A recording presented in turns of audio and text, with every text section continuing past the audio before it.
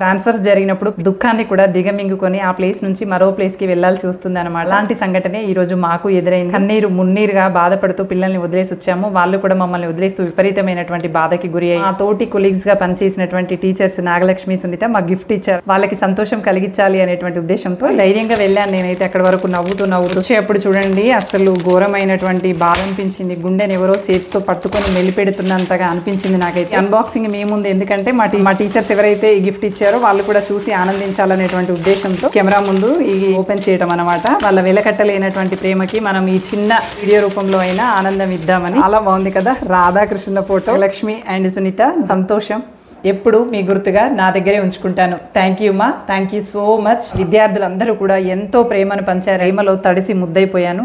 ఎంతో మానసిక ధైర్యంతో ఉండేటువంటి నేను కూడా కళ్ళు చెమర్చకుండా ఆగలేకపోయాను. పిల్లలతో పాటుగా బోరున ఏడ్చేశాను. పిల్లలకు సంబంధించినటువంటి వీడియో మరో వీడియోలో చూద్దాం.